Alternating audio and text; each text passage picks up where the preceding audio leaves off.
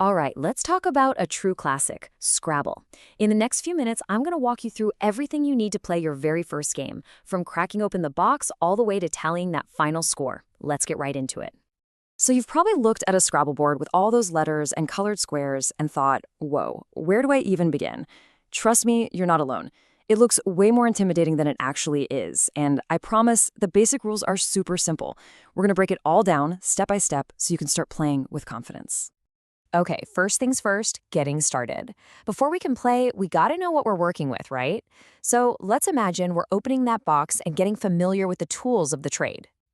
Inside any Scrabble set, you're gonna find these four key things. You've got the game board, which is basically our battlefield. You've got 100 letter tiles to build words with, 4 racks to hold your letters, and of course, a bag to draw them from. That's the whole shebang. Now let's zoom in on those tiles. You have 98 of them with letters and their point values. But the real game changers, the 2 blank tiles.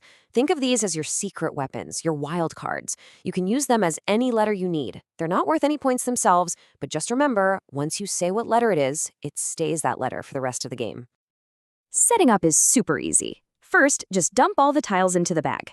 To see who goes first, each player draws 1 tile. Whoever gets the letter closest to A starts. Oh, and a blank tile? That's an automatic win. You go first. Put those tiles back in, and now everybody draws 7 tiles for their rack. And just like that, you are ready to play. All right, the board is empty, your rack has 7 letters, and it's your turn. This is the moment we've been waiting for, making that very first move. Here is the single most important rule for the first turn. Your word has to be at least 2 letters long, and one of those letters must cover that center star on the board. You can play across or down, but never diagonally. Simple as that. Aim for the star. Let's look at a classic opening move. Imagine you have the letters for the word train.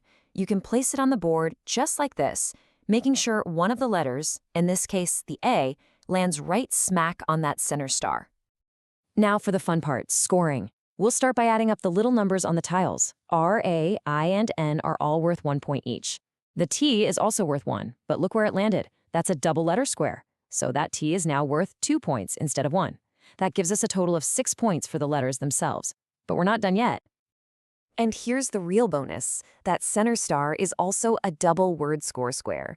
This means after you add up all your letter points, you get to double the entire total. It's a huge deal. So let's put it all together. We had 6 points from the letters. Because the word is on the center star, we double that score. 6 times 2 is 12 points. That is a great first turn, and it really shows you how powerful those bonus squares can be. And don't forget this crucial step. After you've played your word and tallied your score, you reach back into the bag and draw the same number of tiles you just played. The goal is to always start your turn with 7 tiles on your rack, until the bag runs out, of course. The first word is on the board, and now the real game begins. From here on, every new word has to connect to at least one letter that's already in play, kind of like a crossword puzzle. Let's see how that works. So there are a few ways you can connect your words. You can add letters to an existing word, you can cross it, but one of the most powerful and clever ways to score big is by playing a word parallel to another one.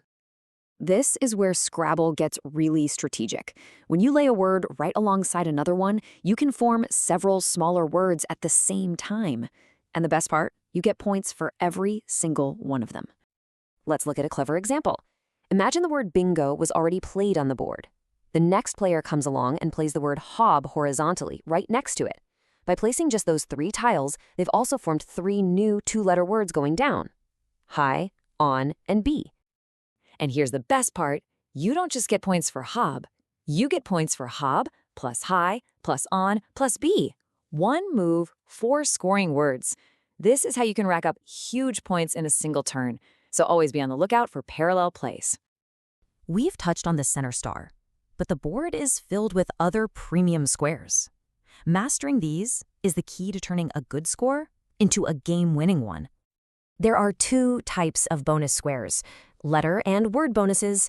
The light blue squares double a letter score, and dark blue ones triple it. Pink squares double your entire word score, and the coveted red squares triple it. Now, the key rule to remember is the order. You apply any letter bonuses first, then add up your word, and then you apply any word bonuses. Now, for the holy grail of Scrabble plays. It's called a bingo. This is when you manage to use all 7 of the tiles on your rack in a single, glorious turn. It is not easy, but when you pull it off, the reward is massive. That's right, 50. For playing a bingo, you get a 50-point bonus. This is added on top of your regular score for the word, even after any double or triple word bonuses. Hitting a bingo can completely change the momentum of a game. Okay, so you're playing along, tiles are flying, but all good things must come to an end. How does the game actually wrap up, and how do we figure out the winner? Let's look at the final calculations. A game of Scrabble can end in one of 3 ways. The most common is when one player uses their very last tile after the bag is empty. But it can also end if no one can make a legal move, or if every single player passes their turn twice in a row. Now for the final score adjustment. If you have any tiles left on your rack, you subtract their total value from your score. That sum is then given as a bonus to the player who went out first. So, in this example, player B has 9 points worth of tiles left. They lose 9 points, and player A, who finished, gains those 9 points. It's one last reward for using all your letters.